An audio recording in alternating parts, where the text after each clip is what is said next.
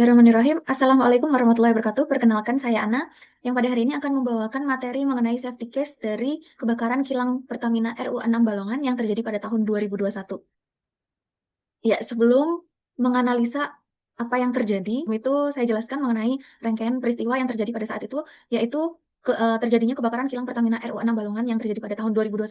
Ini tepatnya terjadi pada hari Senin, tanggal 29 Maret 2021, sekitar pukul 12.45 WIB, yaitu timbul ledakan dan kebakaran di area tangki penyimpanan kilang Balongan, atau lebih spesifik tangki T301G. Tangki dilaporkan milik dari Pertamina. PT Pertamina. Kebakaran dilaporkan terjadi di area tangki penyimpanan BBM dan bukan di unit utama pengolahan kilang, namun sebanyak 4 tangki pengolahan dalam satu blok tangki seluas kurang lebih ada 2 hektar terkena dampak dari kebakaran tersebut.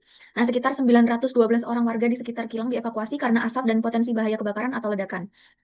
Kilang dihentikan sementara produksinya atau normal shutdown untuk mencegah penyebaran dan untuk pemadaman. Nah, pemulihan operasi mulai dilakukan beberapa hari setelahnya. Perusahaan menyatakan berharap operasi dapat kembali lagi dalam 4-5 hari. Namun, akibat dari ledakan tersebut, kebakaran tersebut, terdapat korban, di mana beberapa laporan menyebutkan 1 orang meninggal karena serangan jantung dilaporkan versi dari berita Wikipedia dan beberapa lainnya ada yang luka-luka. Nah, dalam laporan resmi Pertamina sendiri, ada 5 orang yang mengalami serious injury dan beberapa luka ringan, serta ada juga laporan beberapa warga pengguna jalan dan sekitar kilang yang mengalami luka bakar karena ledakan tersebut. Nah, kerugian lain selain korban sendiri, yaitu kerugian dari skala produksi, kerugian secara finansial, maksudnya untuk produksi kilang Balongan, ini kapasitasnya yang terbakar adalah sekitar 125.000 barel per hari. Akhirnya terhenti sementara, meskipun produksi kilang utama tidak terdampak langsung, area tangki penyimpanan yang besar terkena dampak. Nah, dampak terhadap stok BBM dinyatakan masih aman oleh Pertamina pada saat itu karena pasokan dari kilang lain telah diatur. Dan yang jadi pertanyaan, bagaimana hasil investigasinya? Hasil investigasi pada saat itu yang terpublish yaitu hasil investigasi eksternal yang dirilis pada tanggal 29 September 2021 menyimpulkan bahwa penyebab yang paling mungkin adalah sambaran petir atau lightning strike di dekat titik kebocoran tangki tersebut. Nah, ada kebocoran internal tangki yang disebabkan oleh korosi pengelasan atau welding atau korosi bagian dalam tangki yang tidak terdeteksi. Investigasi juga dilakukan oleh beberapa lembaga termasuk Dijen Migas, Kementerian ESDM, BPPT, PT LAPI ITB, dan DNP Dat North Veritas dilibatkan juga. Nah, dari beberapa lembaga tersebut, data mendukung adanya 241 yang mendeteksi kebakaran tersebut, ledakan tersebut akibat sambaran petir dalam radius kilang dalam 2 jam sebelum kejadian. Sehingga di sini kita identifikasi atau root cause-nya yaitu kebocoran hidrokarbon dari dinding atau sambungan las tangki atau korosi internal. Selain itu, initiating cause-nya, sambaran petir yang mengenai atau berada sangat dekat dengan tangki.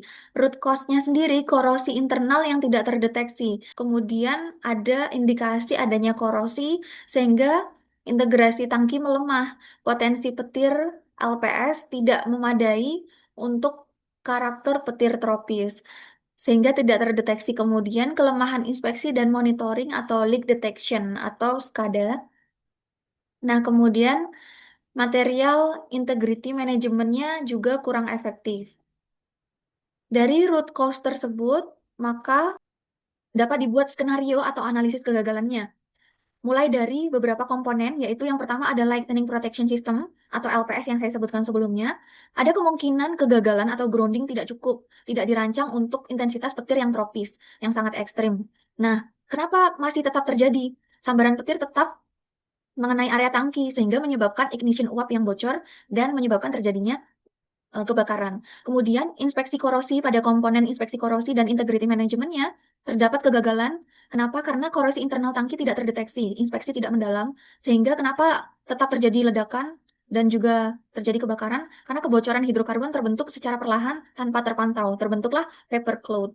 Kemudian pada leak detection atau SCADA monitoring, kegagalannya alarm tidak memadai, kemungkinan tidak aktif atau dia lambat mendeteksi, sehingga tidak bisa dilakukan tindakan mitigasi atau tindakan penanganan sejak dini jikalau sudah terdeteksi seperti itu. Sehingga alasan tetap terjadinya kebocoran tidak teridentifikasi cepat, uap terakumulasi dalam jumlah besar sehingga terjadilah kebakaran yang sangat besar. Kemudian Vapor Recovery Unit atau VRU, kegagalannya tidak aktif atau kapasitas tidak memadai. Sehingga terjadilah ledakan. Uap hidrokarbon tidak tertangkap. Konsentrasi uap mudah terbakar, meningkat di sekitar tangki. Kemudian komponen berikutnya yaitu pada bagian overfill protection dan level sensornya. Ada kemungkinan tidak relevan dalam kejadian ini, tetapi sistem belum optimal menurut audit yang disampaikan. Kemudian, bila sensor tidak reliable, potensi tambahan uap atau tumpahan atau kontributor sekunder sehingga tetap menyebabkan terjadinya kebakaran.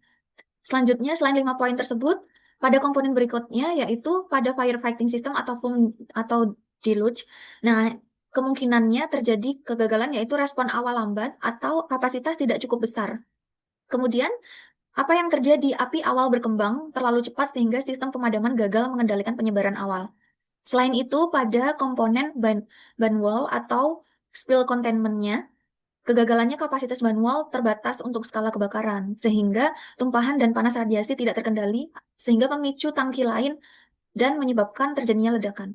Kemudian emergency shutdown prosedurnya, pada emergency shutdown prosedur harusnya berfungsi dengan baik, namun shutdown dilakukan tapi kebocoran atau ignition-nya sudah terjadi, sehingga tidak dapat mengatasi adanya percikan atau mungkin kemungkinan sudah terjadi percikan api dan menyebabkan kebakaran gitu karena terkena sambaran petir tadi. Kemudian alasan tetap terjadinya shutdown tidak mampu menghentikan skenario ledakan yang sudah terlanjur terjadi tersebut.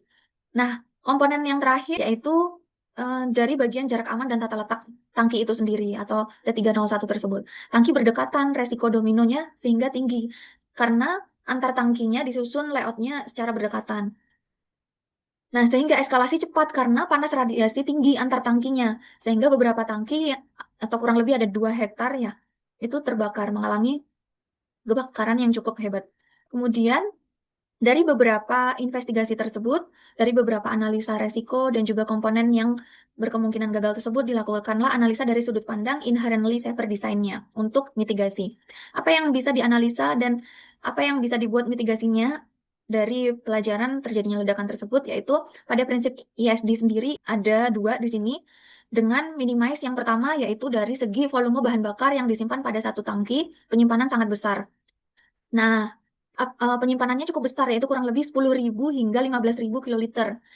Potensi bahayanya di sini apabila terlalu besar, maka semakin besar volume, potensi kebakaran atau ledakannya makin parah. Strategi ISD yang bisa diterapkan yaitu kurangi kapasitas per tangkinya, buat segmentasi tangki lebih kecil atau gunakan sistem floating roof untuk menekan uap. Nah, tujuannya apa? Supaya mengurangi energi total yang dilepaskan jika kebakaran terjadi, menurunkan dampak dari kebakaran itu sendiri. Jadi yang pertama adalah minimize dari segi volumenya. Kemudian minimize yang kedua yaitu banyak tangki berisi hidrokarbon volatil atau bensin yang berdekatan. Di mana tangkinya seperti yang saya sampaikan sebelumnya, layoutnya berdekatan. Jadi interaksi antar tangki memperbesar efek domino.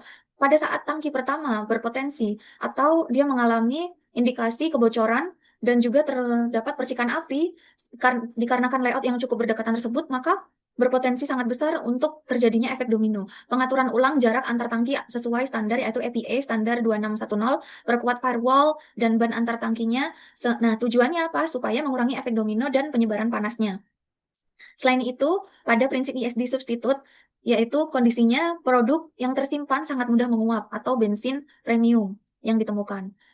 Nah, potensi bahayanya apa apabila produk yang tersimpan sangat mudah menguap tersebut? Potensi bahayanya uap mudah terbakar, mudah menyala apabila ada pemicunya, yaitu di sini petir. Nah, strategi SD yang bisa direkomendasikan yaitu ganti atau kurangi penyimpanan bensin dengan bahan bertekanan rendah. Gunakan aditif penekan volatilitas bila memungkinkan. Tujuan atau efek pengurangan resikonya mengurangi potensi pembentukan awan uap mudah terbakar. Selain itu, yaitu pada prinsip substitut berikutnya, kondisinya yang ditemukan yaitu sistem foam menggunakan bahan fluorinate atau berpotensi toksik. Potensi bahaya yang terjadi apabila menggunakan sistem foam tersebut yaitu residu bahan kimia berbahaya setelah pemadaman.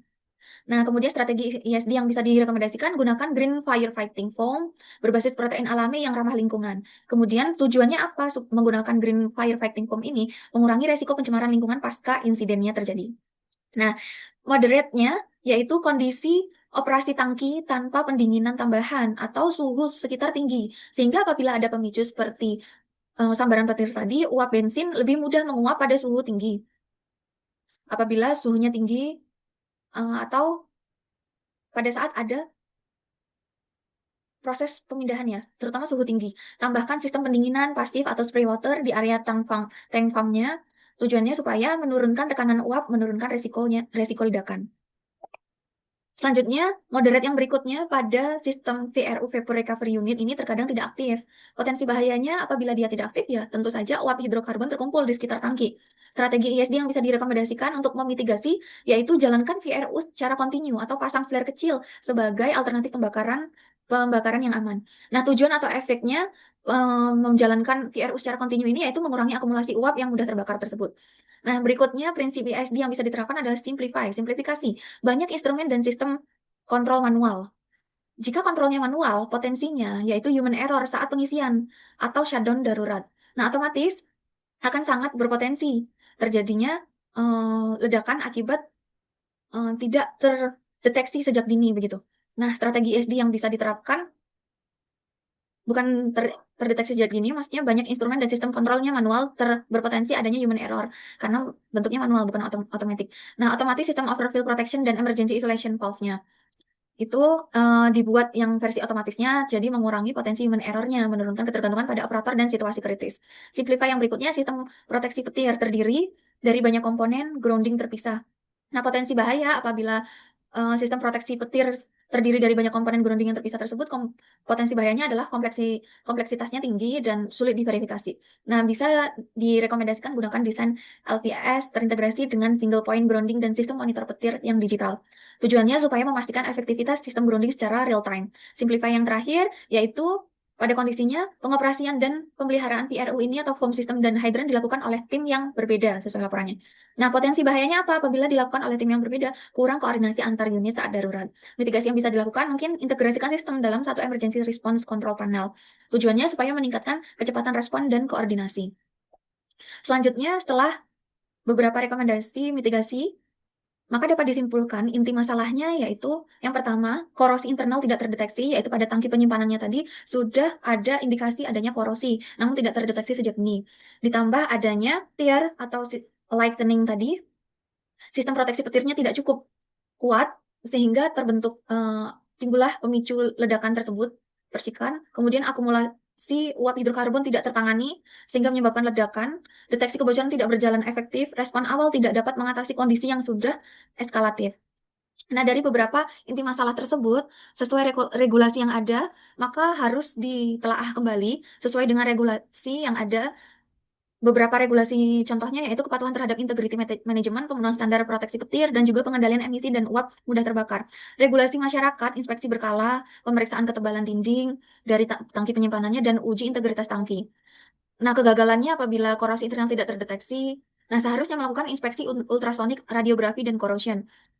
Selanjutnya, untuk sesuai standar yang berikutnya yaitu NFPE 780 dan Permen ESDM ini, apabila terjadi kegagalan LPS tidak mampu melindungi tangki dari sambaran, seharusnya desain single point grounding atau resistensi tanah rendah dan monitoring petirnya dilakukan secara real time.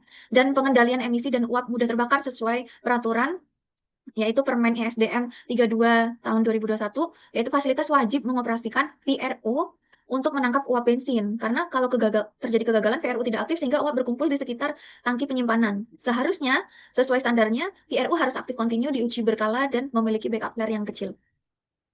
Nah, ini adalah beberapa referensi yang digunakan. Sekian pemaparan dari saya. Terima kasih. Wassalamualaikum warahmatullahi wabarakatuh.